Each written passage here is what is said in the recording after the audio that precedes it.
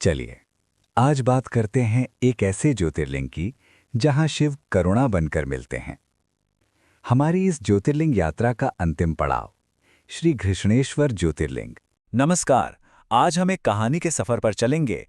घृष्णेश्वर की कहानी, एक ऐसी कहानी जो करुणा की सबसे खूबसूरत परिभाषा है। एक सवाल से शुरुआत करते हैं। सोचिए, क्या हो अगर कोई दिव्य शक्ति ये ना पूछे कि कोई सही था या गलत, बल्कि बस ये पूछे कि क्या दिल में अब भी प्यार बचा है। बस यही एक सवाल, यही एक सोच हमें घृष्णेश्वर की कहानी के बिल्कुल दिल में ले जाती है। तो चलिए पहले पड़ाव पर चलते हैं, करुणा की भाषा। देखिए, हर दिव्य कहानी ताकत और अधिकार की नहीं होती। नहीं, कुछ कहानियां तो बिल्कुल कानों में फुसफुसाई जाती हैं, और सच कहूं तो उनकी खूबसूरती ही इसी में है। जरा इस बात पर गौर कीजिए। कुछ ज्योतिर्लिंग करुणा की भाषा बोलते हैं। ज्योतिर्लिंग मतलब शिव का वो रूप जो प्रकाश के स्तंभ जैसा है। ये बात कितनी गहरी है, कितनी सुंदर है। मतलब दिव्यता हमेशा गरजती नहीं आती, कभी-कभी वो फुसफुसा कर भी अपनी बात कह जाती है। यानी कुछ पवित्र स्थान सिर्फ शक्ति का एहसास दिलाने के लिए नहीं बने हैं। नहीं, वो तो हमें हमदर्दी और दया सिखाने के लिए हैं। कभी महसूस किया ऐसी जगह पर सुकून, जाकर लगे कि यहाँ इंसाफ से ज्यादा प्यार की कीमत है?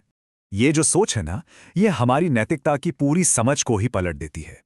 यहाँ सवाल ये नहीं है कि कोई सही था या गलत, सवाल ये है कि क्या दिल में अब भी प्यार करने की जगह बची है। ये इंसाफ से करुणा की तरफ एक बहुत बहुत बड़ा कदम है। और ये जो फलसफा है, ये हमें मिलता है घुश्मा की कहानी से। तो अब बात करते हैं घुश्मा की खामोश भक्ति की। तो ये कहानी है घुश्मा की। और सुनिए, वो कोई रानी नहीं थी, कोई देवी नहीं थी। अरे वो तो एक बिल्कुल साधारण सी महिला थी। लेकिन उनकी जो भक्ति थी ना, वो असाधारण थी। उनकी कहानी हमें ये याद दिलाती है कि असली आध्यात्मिक ताकत किसी पद या ऊंचे जन्म से नहीं, बल्कि एक साफ दिल से आती है। उनका भक्ति करने का तरीका भी बड़ा सीधा साधा था, पर गहरा बहुत था। वो हर रोज, जी हां, हर रोज मिट्टी से 101 शिवलिंग बनाती थीं। फिर पूरी श्रद्धा से उनकी पूजा करतीं और पूजा के बाद उन्हें पास की एक झील में विसर्जित कर देती थीं। और ये सिलसिला चलता रहता था, हर एक दिन बिना नागा। जरा सोचकर देखिए, क्या अटूट लगन रही होगी। और सबसे कमाल की बात क्या थी पता है? उनकी पूजा में कोई मांग नहीं थी, कोई अर्जी नहीं, कोई फरियाद नहीं। ये भगवान के साथ कोई लेन देन, कोई सौदा नहीं था। ये तो बस प्यार का एक खालिस, बिना शर्त वाला इजहार था। वो कुछ पाने के लिए पूजा नहीं कर रही थीं, सिर्फ देने के लिए। लेकिन जब भक्ति इतनी निस्वार्थ हो तो उसकी परीक्षा भी होती है, और ये परीक्षा भी जबरदस्त होती है। तो अब कहानी उस मोड़ पर आती है जहां एक आस्था आग से गुजरी।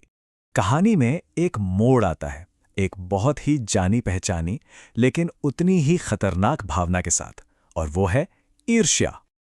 और जहां ईर्ष्या की आग जलती है, वहां अक्सर विश्वासघात का धुआं भी उठता है। और ये विश्वासघात एक ऐसी त्रासदी बन जाता है जिसके बारे में कोई सोच भी नहीं सकता। उनका बेटा उनसे छीन लिया गया। सोचिए, किसी भी इंसान के लिए इससे बड़ी परीक्षा, उसकी आस्था का इससे बड़ा इम्तिहान और क्या हो सकता है।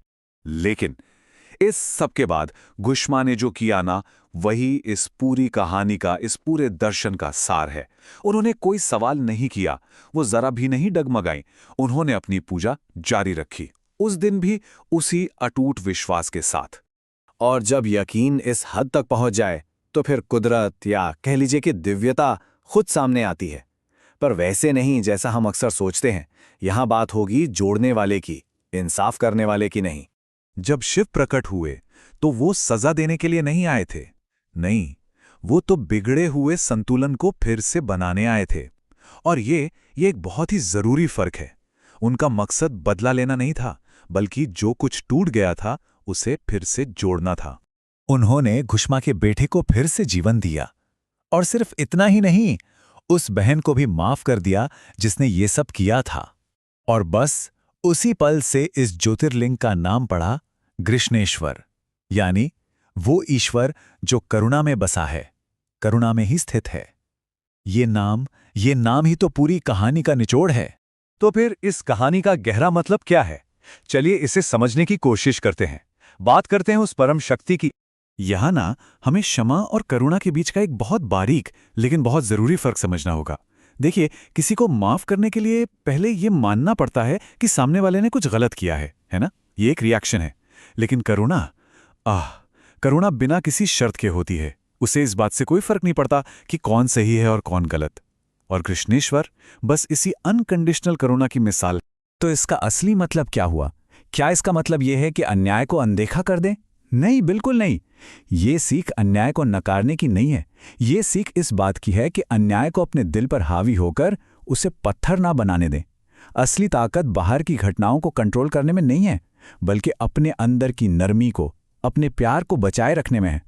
यही वो चीज़ है जो हमें मुश्किल से मुश्किल हालात में भी इंसान बनाए रखती है। और शायद यही वजह है कि कृष्णेश्वर को 12 ज्योतिर्लिंगों में आखिरी माना जाता है। ये जैसे एक आध्यात्मिक सफर का क्लाइमैक्स है। सोचिए, शक्ति, समय, मौन, उपचार, रक्षा, जिम्मेदारी, इन सब पड़ावों से, इन सब पाठों से गुजरने के बाद आखिर में बचता क्या है? सिर्फ करुणा। यही वो चीज है जो बाकी सभी शक्तियों का निचोड़ है। और इस पूरे फलसफे को एक लाइन में क्या खूब कहा गया है, जो मन प्रेम बचा लेता है वही मन शिव का घर बनता है। तो मतलब साफ है, यहां ईश्वर किसी सोने के सिंहासन पर नहीं विराजते। नहीं, वो तो भक्त के दिल में बसते हैं। दिव्यता का ये सबसे नर्म, सबसे निजी और शायद सबसे शक्तिशाली रूप है। तो बस इसी एक आखिरी सवाल के साथ आज की बात पूरी करते हैं। लड़ाई झगड़े और सही गलत के फैसलों से भरी इस दुनिया में करुणा को अपनी सबसे बड़ी, सबसे आखिरी ताकत मानकर चलने का मतलब क्या होगा, इस पर सोचिएगा जरूर। यही इस ज्योतिर्लिंग यात्रा का सार है। भक्ति में ही शांति है, करुणा में ही शिव मिलते हैं, और इसी के साथ हमारी ये ज्योतिर्लिंग यात्रा पूरी होती है। यही है नुक्कड़ इंडिया, गपशप की सवारी, भारत की महक, बात हमारी।